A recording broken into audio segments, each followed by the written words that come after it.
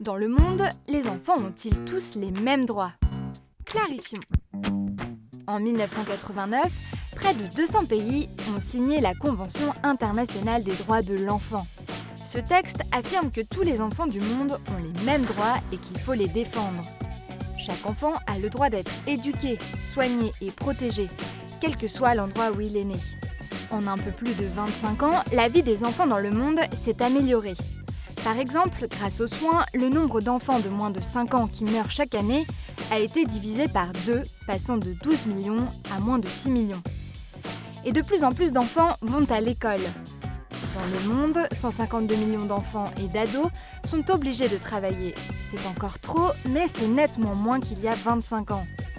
Un enfant qui naît aujourd'hui a plus de chances de profiter de la vie. Malgré ces améliorations, tous les enfants ne sont pas égaux. Les filles sont moins bien traitées que les garçons, par exemple. Toutes les 7 secondes, une fille de moins de 15 ans est mariée de force. Même si les enfants sont mieux soignés, de nombreux bébés ne reçoivent pas une alimentation suffisante et équilibrée et donc ne grandissent pas bien. Et près de 60 millions d'enfants en âge d'aller à l'école n'ont toujours pas la chance de s'y rendre.